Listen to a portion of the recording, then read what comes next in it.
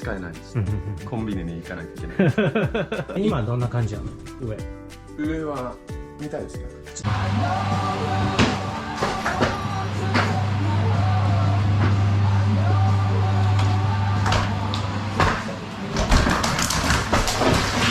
Konnichiwa minasan! Welcome back to Tokyo Renovation Diaries. In this video, 4 months in, room tour. A lot of things have changed. The backyard, the second floor, the staircase, or should I say the non-existing staircase. The carpenters did an amazing job. The plumbing is in place. The new window is there.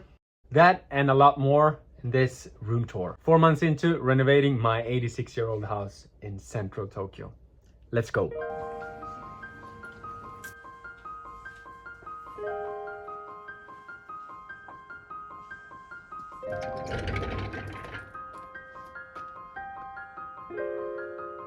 Ohayou gozaimasu. おはようございます。北欧ハウスへようこそ。4ヶ月間北欧ハウスで頑張ってハウスツアーをみんなに届けたいと思っています。どうぞどうぞお入りください。お邪魔します。そうですね。 Oh yes, it's changed a lot, right? Final demolition done. Here to the left, boom! My new window! If you saw the previous video, you know I only paid 15,000 yen for this entire thing. A used one bought from Yahoo Auction, from one of the hundreds, maybe thousands of housemakers' showrooms that exists all over Japan. Just think of how bright the entire space has gotten. Just by putting these ones in. They're incredibly heavy though, and each pair glass weighs about 40 or 50 kilos, I would say. While we did all the insulation work, we stored them in the backyard. The backyard where we now have concrete, and soon to have a shower. これが超面白いからみんなに見せたいと思う。 Yesterday I put in concrete here. Finally. Look at this. Yoo-hoo! And this one you know from the previous video. A leftover piece of beimatsu from the ceiling. And then me and Kevin dug holes here and did the plumbing. Imagine the final product. You'll be able to shower here. A hidden oasis. But we're right now in central Tokyo. Put a nice little table, some chairs. You can sit and relax here and have a shower. That's the design plans for this space. I haven't really decided what to do with the wall here in the back. I think I'll cover it up with a fence, maybe a wooden fence, or just paint these buroku. In white maybe. Fill this space with a lot of greens and create an oasis. I do need to put some heavy impregnation on the wood though, in order for it not to rot. Here down there, I wrote the date, 22nd of July. I got the house 21st of March, so exactly 4 months. Almost. あっちにはインドのシャワー。で、同じ感じでこっちにそういう余った針でそういう綺麗なシャワーヘッドを作ります。So here I wanted to do the same thing inside. Save the pink tiles and use some leftover beans here.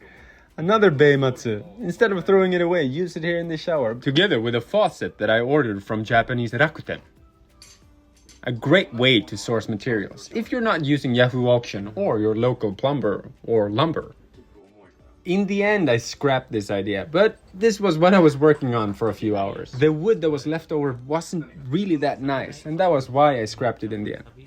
But this was the plan at this moment. Design-wise, I wanted to keep these pink Japanese Showa tiles. And pink and black goes hand in hand, I thought. That was why I decided to order a black one.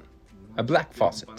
For now, the toilet serves as a storage, and this is the only place I haven't touched at all so far. In order to create the upcoming staircase, I was thinking about elongating it and make it more straight, starting from over there. But by doing that, I will only have one toilet in the entire house. And having one on each floor is kind of raku. Convenient, right? To get my hotel license for this house, I need to have a separate sink next to every toilet in the house. It's good to follow regulations, and if you're thinking about Airbnbs and ryokans, someone from the municipality will come and check all these things for you before you get your license, and before you can even list your place on Airbnb in Japan. Japanese bureaucracy can be strict, so please make sure you follow these rules and laws. Obviously, you can always add another sink later on, but that will cost you money and time, right? Something I really like about Japanese toilets is that they're reusing the water, and you can wash your hands usually on top of the tank. In my area, Setagayaku, that doesn't count as a separate sink, and even if you have one of those, you need a separate one as well. This is the vanity that I bought for outside the pink bathroom. Porcelain one, classic Swedish Scandinavian design from your local IKEA, the Swedish embassy. Looking back at it, I bought this way too early, and I probably won't put this in a few months. But anyway, I had some budget to buy it, and I went to IKEA, rented a car, and got it. One of my 200 rounds to home centers, IKEAs, and different plumbing shops. Now when insulation, plumbing, and the base of the flooring is done, I can finally store some more stuff again. This is something I've been waiting for. A hot water boiler. In Japanese called kyutoki. During Corona there was a shortage of them, and even bigger companies, bigger house makers, couldn't import them.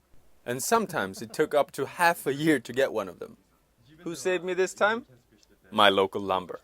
They had an extra one in stock, and I could buy them cheaply from them. If you're thinking about buying materials in Japan, usually if you have a supplier, an architect, a lumber, a plumber, they can always buy things cheaper for you. The listing price for this one was about 400,000 yen. But in the end, I only paid 150,000 for it, including 2 remocons, remote controllers. I haven't fully decided on the kitchen yet. Do you think I should put an L kitchen here or just a straight one? My dad in Sweden hates L kitchens, but I've built one before in my first ever place in Stockholm. So first, we have to decide on the katachi, the form of the kitchen. I want to use a lot of tiles. Tiles all up to the ceiling. Thinking about green ones, white ones, or maybe blue ones. I haven't really decided yet. What do you think? Let me know in the comments.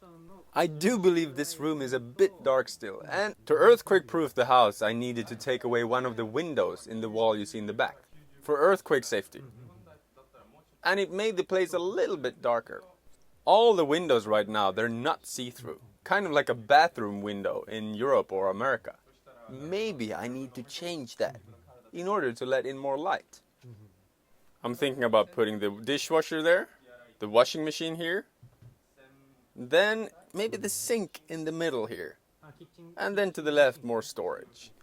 The L kitchen continues here, or maybe I should have the fridge and freezer here. I don't want to block the windows there, so yeah. I will make a decision on this later on. What I'm happy here though is that the pillar here, the termite-eaten pillar here, is gone. You see, I can have a dining table here. I thought about if I couldn't remove this pillar, or if I needed to replace the pillar, that I was gonna build in the dining table. Or like I put the pillar straight through it. But that would have been an emergency solution, and it would have kind of divided the entire room. I'm really happy I could remove it and add these extra beams in the ceiling instead. I still need to figure out the insulations in the wall here. Concrete slab is in, insulation in the floor is in, joists are in, and the plywood I can stand on. I have something steady to stand on. And now we're building the house up again, and I'm really excited about it. It's just a little hard doing it in Tokyo summer heat. But look at the beams. They're beautiful now, no? Beimatsu. This was where the pillar was standing before.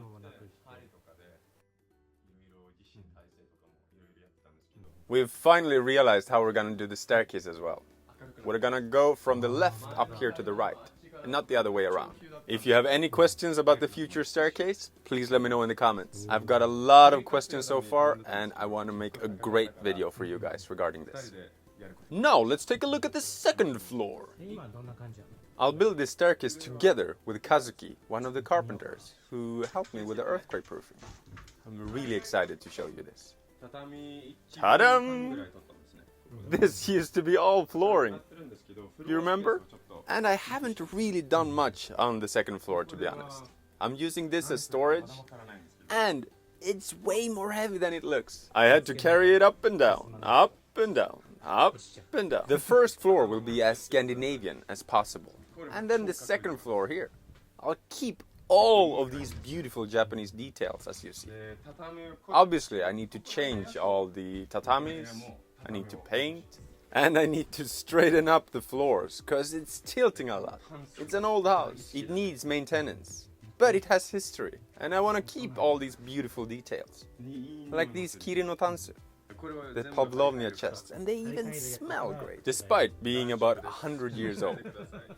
The clothes you see in the background was original, and I found them in the house. And these fusumas and shojis, I'll just take care of them well, and let my local tatamiya-san do most of these things for me.